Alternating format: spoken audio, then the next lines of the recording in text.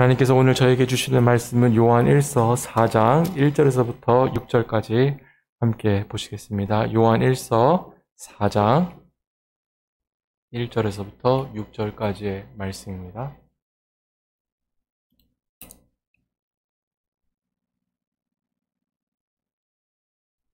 요한 1서 4장 1절에서부터 6절까지 이 시간 교독으로 하나님 말씀 함께 보시겠습니다. 제가 먼저 읽겠습니다. 사랑하는 자들아, 영을 다 믿지 말고 오직 영들이 하나님께 속하였나 시험하라. 많은 거짓 선지자가 세상에 나왔음이니라. 하나님의 영은 이것으로 알지니 곧 예수 그리스도께서 육체로 오신 것을 시인하는 영마다 하나님께 속한 것이요, 예수를 시인하지 아니하는 영마다 하나님께 속한 것이 아니니 이것이 곧 적그리스도의 영이니라 오리라 한 말을 너희가 들었거니와 이제 벌써 세상에 있느니라.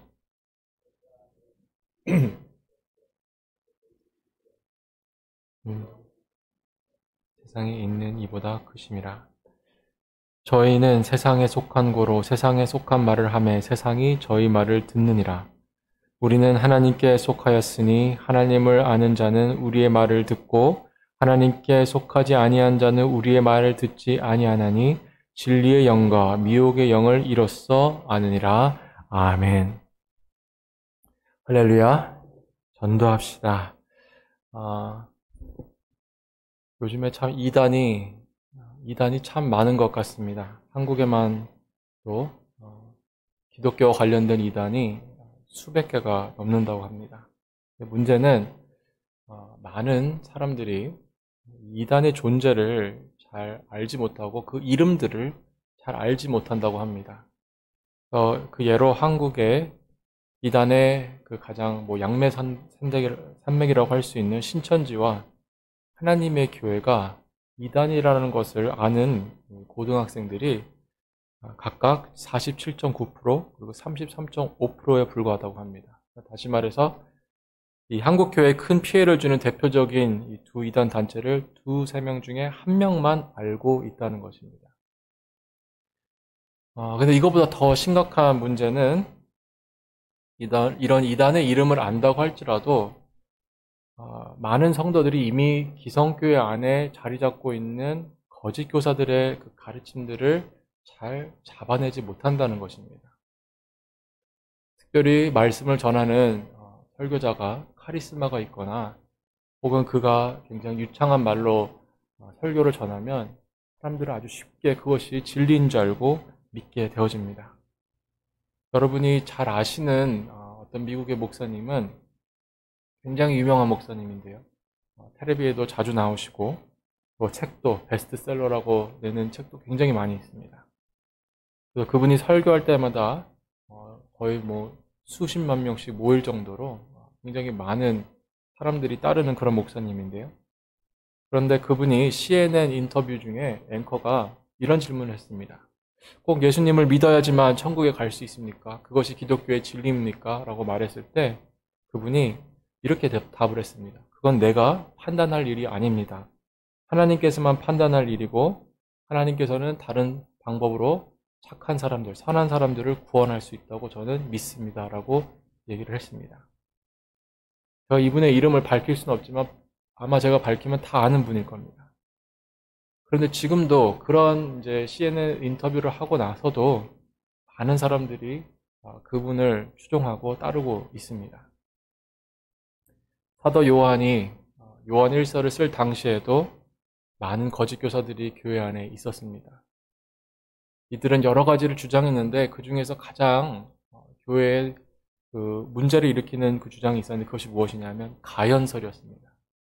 이 가연설은 예수님은 믿지만 예수님이 이 땅에 오셨을 때 육신을 입고 오신 것이 아니라 그냥 영으로 왔다. 그렇게 가르쳤습니다. 육신을 입은 성육신을 하신 분이 아니라 거룩한 영으로 우리에게 찾아오셨다.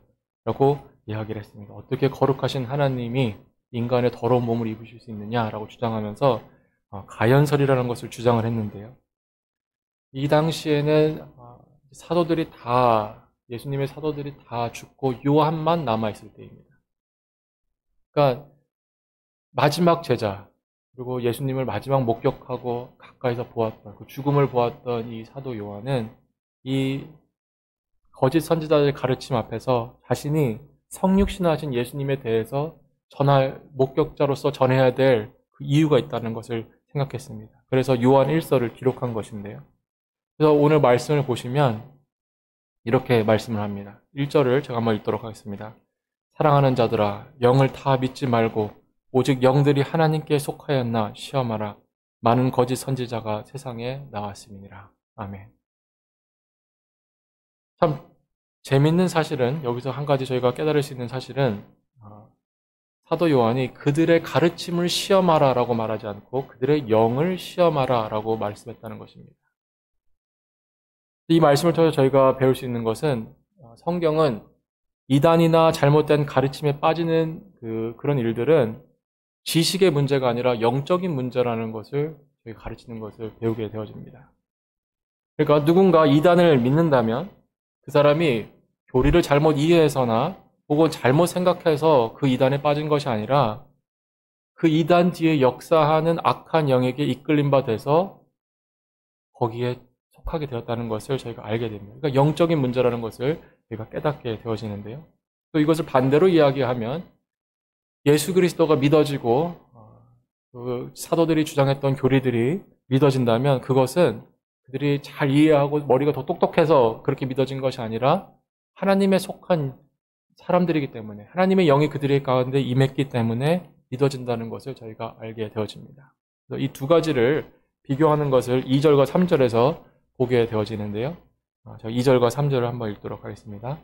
하나님의 영은 이것으로 알지니 곧 예수 그리스도께서 육체로 오신 것을 시인하는 영마다 하나님께 속한 것이요 예수를 시인하지 아니하는 영마다 하나님께 속한 것이 아니니 이것이 곧 적그리스도의 영이니라 오리라 한 말을 너희가 들었거니와 이제 벌써 세상에 있느니라. 아멘. 그리스도가 육체로 오신 것을 시인하는 영마다 똑똑한 영이다 라고 말하지 않고 똑똑한 사람이다 라고 말하지 않고 하나님께 속한 영이다 라고 설명을 하고, 예수를 시인하지 아니한 영마다 어떻다 그러죠? 적그리스도의 영에 속한 사람들이다 라고, 영적인 문제다 라고 설명을 하는 것을 다시 한번 보게 되어집니다. 이게 정말 맞는 말씀이라고 생각합니다. 왜냐하면 제가 예전에 그 신천지에 빠진 사람들에 대한 그 다큐멘터리를 본 적이 있는데요. 좀 여러분들도 보셨을 텐데요.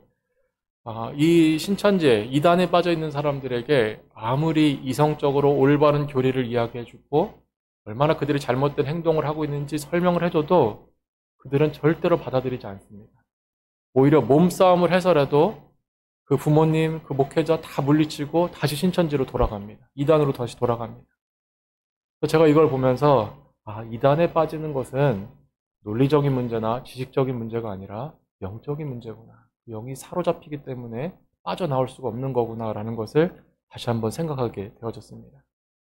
5절 말씀을 보시면 이렇게 말씀합니다. 저희는 세상에 속한 고로 세상에 속한 말을 하매 세상이 저희 말을 듣느니라. 아멘. 세상에 속한 거로, 무슨 말이죠? 세상의 영에 사로잡힌 거로, 악한 영에 사로잡힌 거로 세상이 말을 하니까 그 말을 듣고 거기에 빠진다는 것입니다. 그런데 이러한 잘못된 영에 사로잡혀서 잘못된 교리를 믿는 사람들, 또 전하는 사람들은 세상에만 있는 것이 아니라, 교회 밖에만 있는 것이 아니라 아까 제가 말씀드린 것 같이 교회 안에도 있습니다. 뿐만 아니라 그들은 조용하게라도 자신이 믿는 것을, 잘못된 것을 가르치고, 또 때로는 목회자가 잘못된 교리에 빠져서 성도들에게 잘못된 것을 가르칠 때도 있습니다. 그렇다면 오늘 본문을 통해서 저희가 생각하고 적용해야 될 것은 무엇일까요? 어떻게 이 말씀을 저희가 지켜야 할까요? 오늘 본문 1절의 말씀처럼 저희는 영을 다 믿지 말고 시험해 볼 수 있어야 합니다. 영을 다 믿지 말고 시험해 볼 수 있어야 합니다.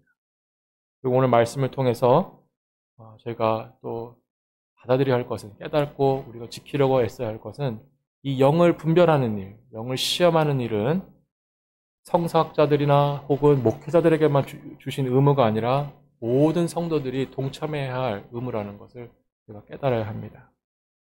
한번 생각해 보십시오. 만약에 성도들이 영을 시험하지 않고 목회자가 그냥 전한다고 해서 다 그것을 그냥 받아들인다면 교회가 어떻게 되겠습니까? 잘못된 거짓 교사가 와서 말씀을 전한다면 그 교회는 다 무작정 잘못된 길로 다 같이 가게 될 것입니다. 그렇기 때문에 성도들이 영을 시험할 수 있어야 합니다. 그렇다면 영을 시험한다는 것은 무엇일까요?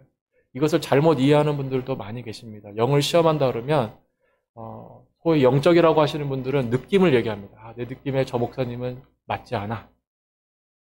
왠지 마음에 안 들어. 뭔가 잘못된 것 같아. 그 느낌을 자꾸 말하는 분들도 계시는데 영을 시험하는 건 그런 것이 아닙니다. 영을 시험하는 것은 우리의 개인적인 취향을 시험하는 것이 아니라 그들의 삶과 그들의 교리를 검증하는 것입니다. 어떤 삶을 살고 있는지 또 어떤 교리를 전하고 믿고 있는지 이것을 검증할 수 있어야 합니다. 특별히 오늘 말씀을 통해서 제가 깨닫게 되어지는 것은 교리를 검증할 수 있어야 한다는 것입니다. 여기서 말하는 교리는 예배 시간에 드럼을 치느냐 혹은 예배 시간에 오르간을 하느냐 안 하느냐 이런 거를 검증하는 것이 아니라 기독교의 가장 핵심이라고 할 수 있는 예수를 그리스도라 믿고 있는지, 예수님이 하나님께서 보내주신 하나님의 아들이심을 믿고 있는지, 또한 오늘 말씀처럼 그분이 하나님께서 이 땅에 보내셨을 때 육신을 입고 십자가에서 못 박혀서 죄인들을 사하셨는지 이런 것들을 검증해야 된다는 것입니다. 그렇다면은 이런 것들에 대한 검증 절차는 어떻게 행해져야 하는 걸까요? 제가 여러분들에게 지금부터 말씀드리는 것은 제가 정치를 여러분들에게 설명드리기 위해서 하는 것이 아니라 하나님께서 저희 교회들에게 주신 검증 방법을 여러분들 설명드리기 위해서 여기 전하니까 오해가 없으셨으면 좋겠습니다. 먼저 목회자가 잘못된 교리를 가르칠 때는 교회에서는 치리할 수 있는 권한이 없습니다. 교회가 치리하는 것이 아니라 지역교회가 치리하는 것이 아니라 목회자는 지역교회 한 단위 위에 있는 다른 교회, 노회에서 치리할 수가 있습니다. 노회도 교회입니다. 여러 교회들이 모여있는 교회인데 목회자가 잘못된 교리를 전할 때에는 지역교회 성도들이 고소할 수 있습니다. 노회에서 건징 절차를 통해서 목회자를 검증하고 영을 시험하고 그래서 치리할 수 있는 그런 권한이 노회에게 주어지게 됩니다. 성도들은 어떨까요? 만약에 교회 안에 잘못된 성경 공부를 가르친다든지 혹은 잘못된 교리를 가르치는 목회자가 있다면 성도들이 있다면 어떻게 해야 될까요?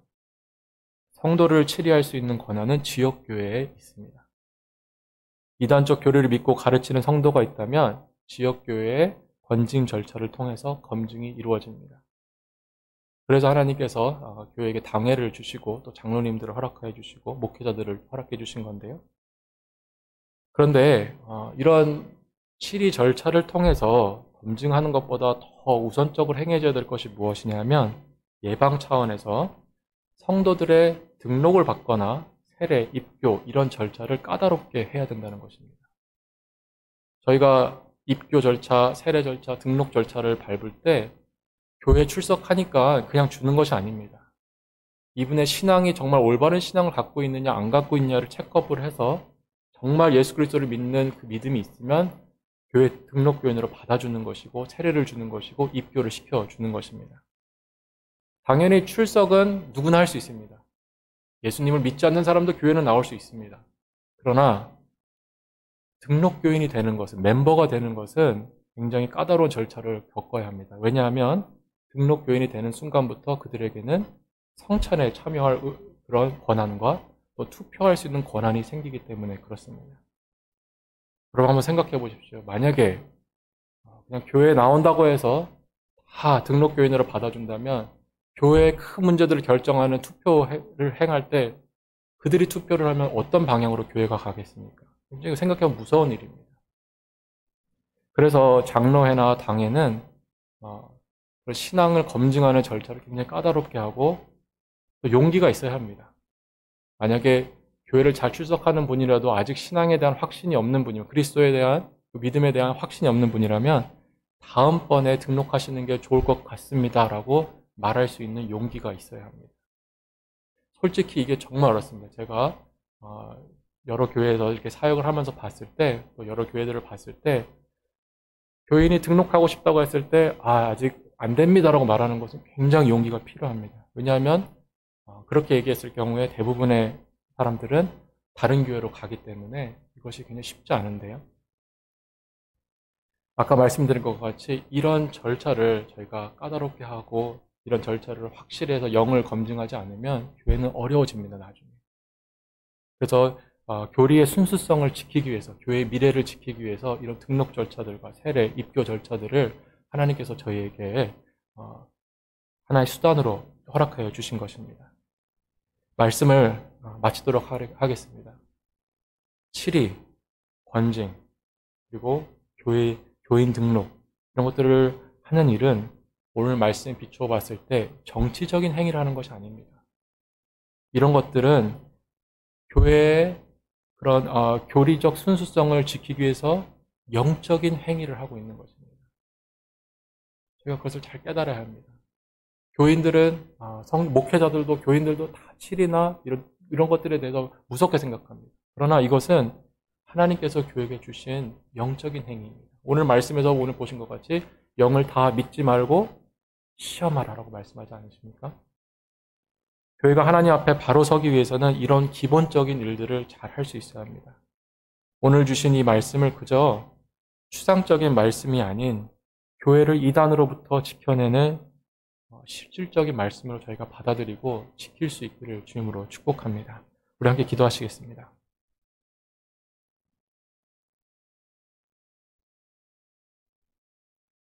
하나님 아버지 감사합니다. 오늘 말씀을 통하여 영을 다 믿지 말고 시험하라고 하신 그 말씀을 저희가 하나님께서 저에게 주신 말씀으로 받아들이고 순종할 수 있게 하여 주시옵소서. 특별히 교회 리더들과 지도자들에게 하나님의 특별한 지혜와 하나님의 영을 부어주셔서 일을 잘 감당하게 하여 주시옵고, 우리 교회 성도님들에게도 특별한 영적인 은혜들을 허락하여 주셔서 잘못된 가르침들과 또한 잘못된 영을 분별해낼 수 있는 그런 영성이 우리에게 있게 하여 주시옵소서. 그래서 이 마지막 시대에 하나님께서 맡겨주신 구원의 사명, 복음 전파하는 사명 잘 감당하게 하여 주시옵고, 특별히 코로나 시대에 저희가 감당해야 할 일들을 잘 감당할 수 있는 저희 교회 될 수 있도록 날마다 인도하여 주시옵소서.